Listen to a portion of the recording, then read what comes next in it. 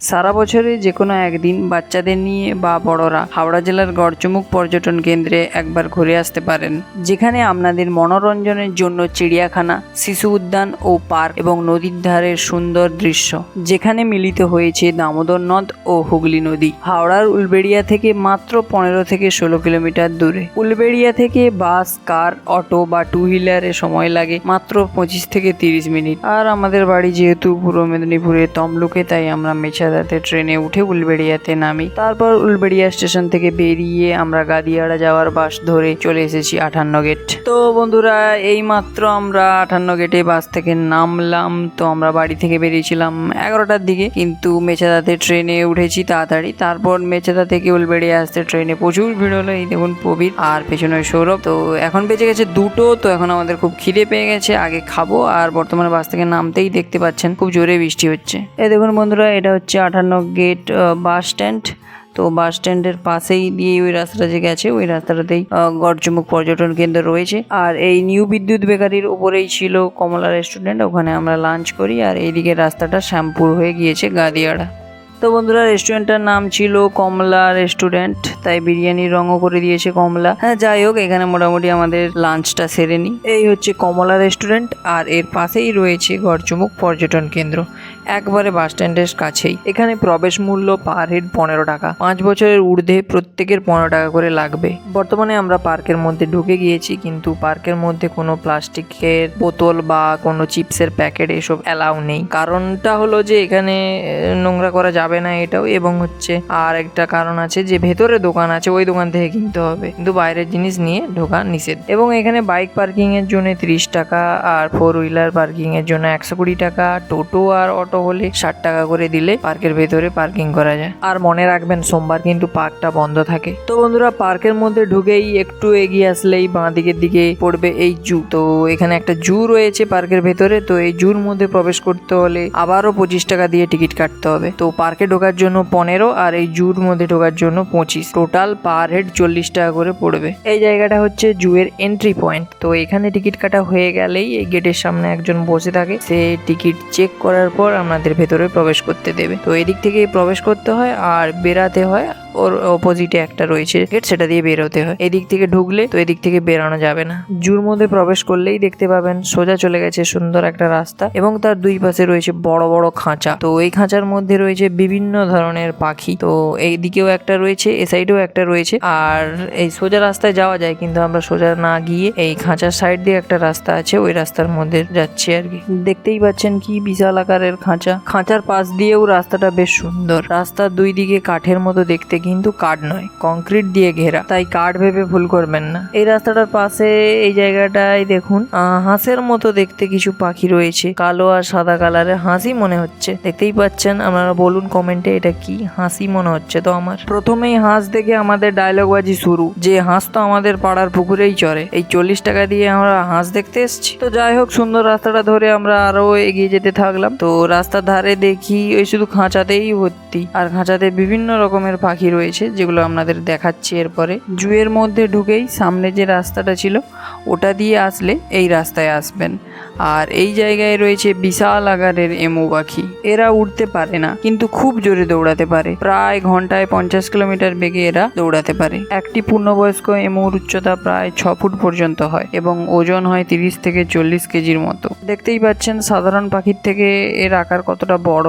এছাড়াও এরা বীজ, পোকামাকড় সহ নানা ধরনের খাবার খেয়ে থাকে। এখানে প্রতিটা খাঁচার বাইরে লেখা আছে প্রতিটি পাখির নাম এবং কোন দেশের পাখি, এবং আরো বিভিন্ন রকমের ইনফরমেশন। কিন্তু মজার বিষয় হলো যে ডিম পাড়ার পর থেকে ডিমে তা দেওয়া এবং বাচ্চাদের দেখাশোনা সবই করে পুরুষ এমু। ব্যাপারটা বেশ ইন্টারেস্টিং না? এটা দেখে আবার অরিজিনাল ভাববেন না, এটা হচ্ছে এমু পাখির একটা স্ট্যাচু। এই জায়গায় বিভিন্ন প্রজাতির পাখির ছবি দিয়ে বিজ্ঞানসম্মত নাম লেখা রয়েছে, যেগুলো এই গড়চমুখ জুর মধ্যে রয়েছে। দেখতেই পাচ্ছেন কত ধরনের পাখি, দেশি বিদেশি বিভিন্ন রকমের পাখি রয়েছে এখানে। তারপর আরেকটু এগিয়ে আসতেই শুধু খাঁচায় ভরা, আর এই খাঁচার মধ্যে রয়েছে বিভিন্ন প্রজাতির পাখি। এই খাঁচায় যে পাখিটা রয়েছে তার নাম হলো জেব্রা ফিঞ্চ।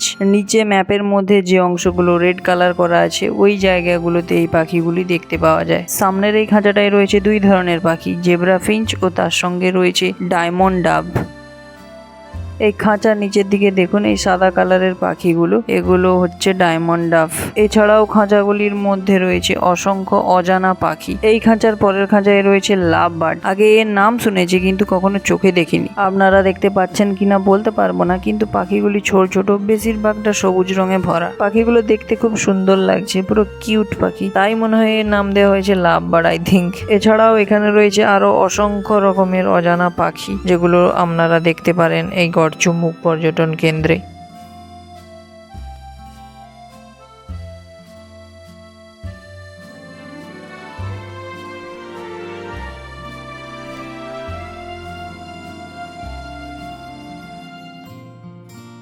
তারপর বন্ধুরা একটু এগোলেই এই গেটটা দেখতে পাবেন। এই গেটের ভেতরে রয়েছে ইন্ডিয়ান রক পাইথন। চলুন আপনাদের ব্যাক ক্যামেরা দিয়ে দেখাই। এই দেখুন এখানে লেখাই আছে ইন্ডিয়ান রক পাইথন বলে। এই পাইথন থাকার জায়গাটা পুরোটা কাঁচ দিয়ে ঘেরা, আর এর ভেতরে রয়েছে ছোট ছোট পাথর দিয়ে তৈরি ঢিবি, এবং ঢিবির মধ্যে রয়েছে ছোট ছোট গাছ, আর মাঝে মাঝে রয়েছে কয়েকটা গর্ত। এই জায়গাটা ভালো করে লক্ষ্য করুন, এই দিকটায় শুয়ে আছে একটা ইন্ডিয়ান রক পাইথন।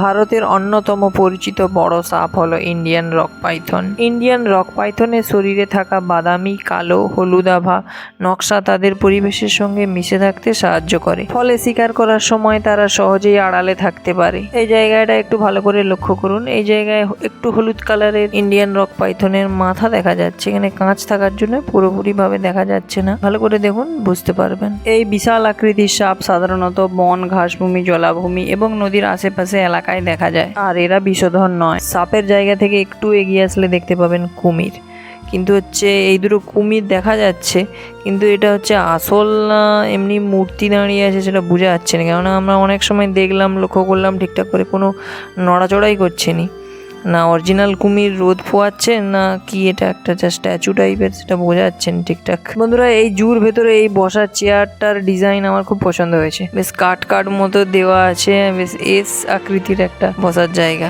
আর এই সিটের সামনেও রয়েছে বিভিন্ন রকমের পাখি, যেমন এই খাঁচাটায় রয়েছে বন মোরগ। প্রকৃতির অপূর্ব সৌন্দর্যের এক জীবন্ত উদাহরণ হলো এই গোল্ডেন ফিসেন্ট পাখি। বাংলায় একে সোনালী মথুরা পাখি বলা হয়। তো বন্ধুরা এই জায়গায় রয়েছে ময়ূর, আপনাদের দেখাই ময়ূর। এই দেখুন এটা হচ্ছে ময়ূর, কিন্তু ময়ূরের কোনো পালক দেখতে পাচ্ছি না, মনে হচ্ছে এটা ছেলে ময়ূর হবে। জুয়ের মধ্যে শুধু পশু পাখিই রয়েছে এরকম ব্যাপারটা নয়, এখানে রয়েছে এরকম কটেজ, যেখানে বসে আপনি পশু পাখিদের শব্দ ও জুয়ের সুন্দর পরিবেশ উপভোগ করতে পারবেন। আর এখানে বসার চেয়ারগুলো তো খুব সুন্দর ডিজাইনের, আমার তো খুব পছন্দ হয়েছে বেশ।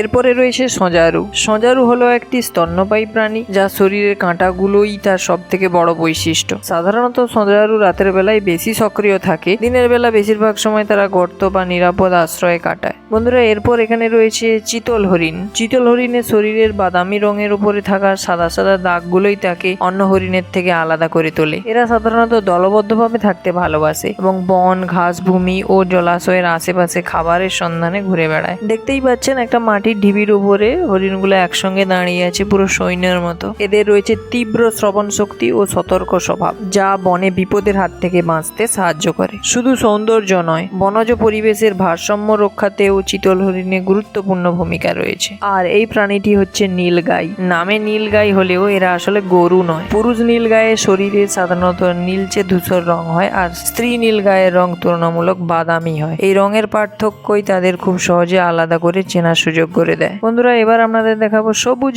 ইগুয়ানা। দেখতে শান্ত প্রকৃতির এক অসাধারণ সরীসৃপ। নামের মতোই এদের শরীর সাধারণত সবুজ বা সবুজ আভা রঙের হয়, যা গাছপালার মধ্যে লুকিয়ে থাকতে সাহায্য করে। কিন্তু দেখছি এখানের এই ইগুয়ানাটার কালার হচ্ছে কমলা রং, তাই এর নাম কমলা ইগুয়ানা রাখলে ভালো ছিল মনে হয়। ইগুয়ানার লম্বা লেজ শুধু দেখতে আকর্ষণীয় নয়, আত্মরক্ষার ক্ষেত্রেও এটি গুরুত্বপূর্ণ ভূমিকা পালন করে। এখানেও একটা রয়েছে, দেখুন এই লেজটা কতটা লম্বা। ইগুয়ানা কিন্তু বেশিরভাগ গাছের ডালেই থাকে এবং এরা ভালো সাঁতার কাটতে পারে, ধীরে চলে, কিন্তু প্রকৃতির অন্যতম প্রাচীন প্রাণী হলো এই কচ্ছপ। আর এই জলাশয়টার মধ্যে একটু ভালো করে লক্ষ্য করলে বুঝতে পারবেন এখানে অনেকগুলো এরকম কচ্ছপ রয়েছে।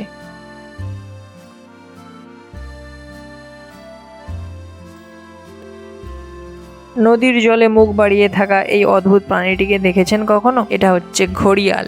ঘড়িয়াল হলো কুমির জাতীয় এক বিশেষ সরীসৃপ, যার সবচেয়ে উল্লেখযোগ্য বৈশিষ্ট্য হলো লম্বা ও সরু চোয়াল। এই বিশেষ আকৃতির মুখ মূলত মাছ ধরার জন্য অত্যন্ত উপযোগী। পুরুষ ঘড়িয়ালের নাকের ডগায় একটি বিশেষ গঠন দেখা যায়, যাকে বলা হয় ঘোড়া। এই বৈশিষ্ট্য থেকেই এসেছে তার নাম ঘড়িয়াল। তো বন্ধুরা, জুয়ের এই পোর্শনটায় সুন্দরভাবে সাজানো রয়েছে বেশ। এখানেও রয়েছে বসার জন্য কতগুলি চেয়ার, আর চেয়ারগুলির সামনে রয়েছে একটি বড় খাঁচা। আর এখানে আছে মেছো বিড়াল বা ফিশিং ক্যাট, কিন্তু আমরা যখন যাই তখন দেখতে পাইনি।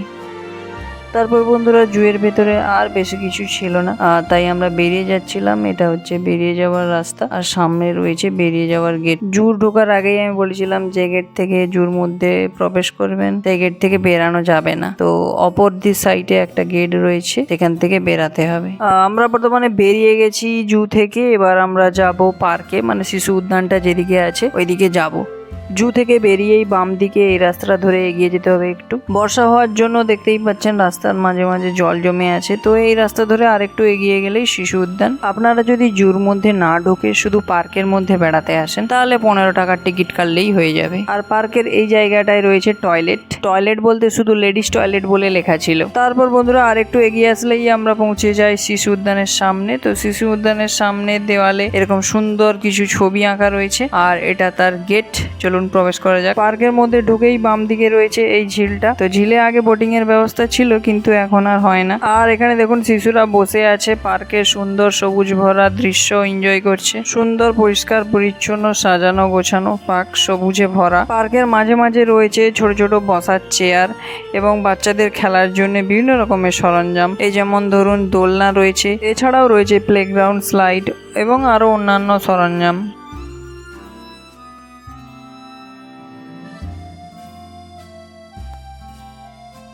আর এই জায়গায় রয়েছে নদী। তো বিকেলবেলা বন্ধু বান্ধব পরিবারের সঙ্গে সময় কাটানোর অসাধারণ একটা জায়গা। বন্ধুরা, গড়চুমুক পর্যটন কেন্দ্রের অপোজিটে রয়েছে 58 গেট ফেরিঘাট। পার্ক থেকে ফেরিঘাটের দূরত্ব প্রায় 1 কিলোমিটারের মতো রাস্তা হবে। তো আমি আর সৌরভ বললাম যে টোটোই করে যাব, কিন্তু প্রবীর বলল 1 কিলোমিটার রাস্তা হেঁটেই চলে যাব, নো প্রবলেম। তাই বর্তমানে আমরা হেঁটে হেঁটে যাচ্ছি ফেরিঘাটের দিকে। আর এই দিকটায় নদীর ধারে পিকনিক করার প্রচুর জায়গা রয়েছে, তাই শীতকালে এখানে পিকনিক করার জন্য প্রচুর পরিমাণে ভিড় হয়। প্রবীরের কথা শুনে আমরা হাঁটতে শুরু করছিলাম, কিন্তু কিছুটা হাঁটার পর আর হাঁটতে ইচ্ছা করলো না, তাই হচ্ছে বাধ্য আবার টোটোই করে আসতে হলো ফেরিঘাট। দেখতেই পাচ্ছেন কত সুন্দরভাবে সাজানো রয়েছে 58 গেট ফেরিঘাট। এখানেও রয়েছে কতগুলি বসার চেয়ার, যেগুলিতে বসে আপনারা নদীর সৌন্দর্য উপভোগ করতে পারেন। আর এই 58 গেট ফেরিঘাট থেকে দক্ষিণ 24 পরগনার বুরুল যাওয়ার ফেরি ছাড়ে। ফেরিঘাটে দাঁড়িয়ে নদীর ওপারে তাকালে চোখ জুড়িয়ে যায়। কখনো নৌকা আসছে, কখনো আবার যাত্রীরা পাড়ি দিচ্ছে নদীর এক প্রান্ত থেকে অন্য প্রান্তে। পরিবার, বন্ধু কিংবা প্রিয়জনকে সঙ্গে নিয়ে একটু সময় কাটানোর জন্য এই জায়গা হতে পারে দারুণ একটি ভ্রমণ গন্তব্য। আর বিকেলে যদি আসেন তাহলে প্রকৃতির সৌন্দর্য যেন আরো কয়েক গুণ বেড়ে যায়। তাই সময় পেলে একদিন আসতেই পারেন 58 গেট ফেরিঘাট। এরপর আমরা 58 গেট ফেরিঘাট থেকে বেরিয়ে গিয়ে টোটোই করে আবার 58 গেট বাস স্ট্যান্ডে পৌঁছাই। ওখানে 58 গেটে বাসে উঠে আমরা পৌঁছে যাই গাদিয়াড়া। তারপর আমরা গাদিয়াড়াতে ফেরি পার হয়ে চলে আসি পূর্ব মেদিনীপুরের গেঁওখালিতে। তো বাড়ি ফেরার সময় আর ট্রেন দিয়ে বাড়ি ফিরলাম না। তো আসার সময় দেখেছি যে ট্রেনে প্রচুর ভিড় হচ্ছিল এবং ট্রেন লেট ছিল, তার জন্য আমরা ফেরি পার হয়ে চলে আসি পূর্ব মেদিনীপুর। তো চলে এসেছি গেঁওখালির ফেরিঘাট। তো আসার সময় প্রচুর পরিমাণে বৃষ্টি হচ্ছিল, বর্তমানে এখন বৃষ্টিটা থেমেই গেছে, তাই আসার সময় ভিডিওটা করা হয়নি। আর ওইদিকে রয়েছে হলদিয়া, আর এটা হচ্ছে গেঁওখালি ফেরিঘাট। তো বন্ধুরা, আজকের গড়চুমুক পর্যটন কেন্দ্র ও 58 গেট ভ্রমণ এখানেই শেষ করছি। ভিডিও যদি ভালো লেগে থাকে তাহলে অবশ্যই একটা লাইক করবেন, আর বন্ধুদের সঙ্গে শেয়ার করবেন এবং সাবস্ক্রাইব করতে ভুলবেন না। ভালো থাকবেন সবাই, থ্যাংক ইউ।